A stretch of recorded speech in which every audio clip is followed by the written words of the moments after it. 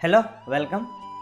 આ થોડુંક સ્ટ્રેન્જ લાગે આપણી આસપાસ રહેતા, આપણી જોડે રહેતા, કે આપણે જ્યાં કામ કરતા હોય આપણા સિનિયર જુનિયર કે કલીગ્સ, આ બધાની અમુક નબળી વાતો, હલકી વાતો કે નેગેટિવ પોઈન્ટ્સ આમ તરત દેખાઈ જાય.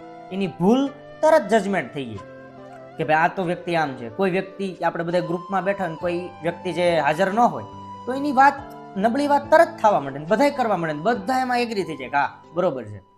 કેમ? કારણ કે નેગેટિવિટી છે ને હંમેશા નીચે વહેતી હોય. નેગેટિવિટી હંમેશા ક્યાં વહેતી હોય? નીચે. એમાં તમારે કોઈ એફર્ટ્સ ન લાગવી પડે.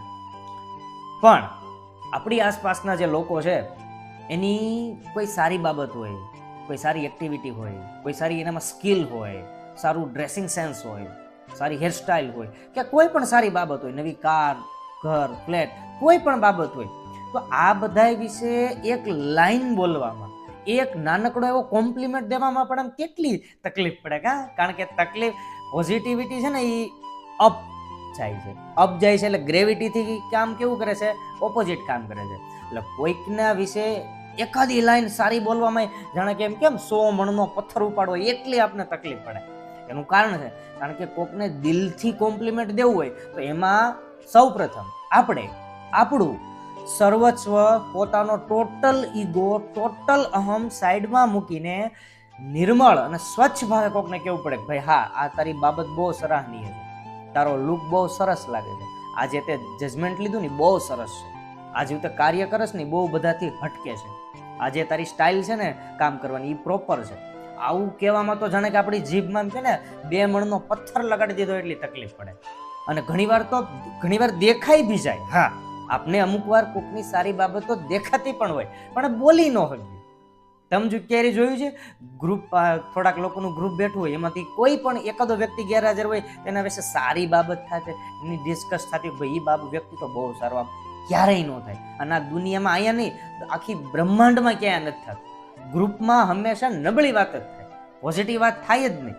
કેમ? કારણ કે પોઝિટિવ વાત કરવામાં તમારે એ દેખાડવું પડે કે એ ફલાણું કે ઢીકડું વ્યક્તિ તમારા કરતા આ બાબતમાં ચડિયાતું છે, અને સ્વીકારવો, એ સ્વીકાર ભાવ. કેવો સ્વીકાર ભાવ? કે એ વ્યક્તિ તમારા કરતા અમુક બાબતે સારો છે.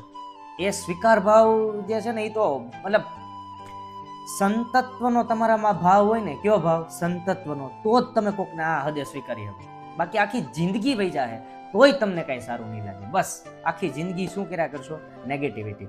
તો બીજું તો કાંઈ નહીં, પણ એટલીસ્ટ થોડુંક પણ સારું લાગે, થોડુંક પણ સારું, કોઈનો ડ્રેસ સારો લાગે, કોઈની બોલવાની સ્ટાઇલ સારી લાગે, કોઈનો લુક સારો લાગે, કોઈની બાઇક સારી લાગે, ઇવન બોડી પરફ્યુમ સારો લાગે, ઘર સારું લાગે, કોઈની કામ કરવાની સ્ટાઇલ સારી લાગે, જે કાંઈ પણ સારું લાગે એને સહજ ભાવે કહેતા શીખો.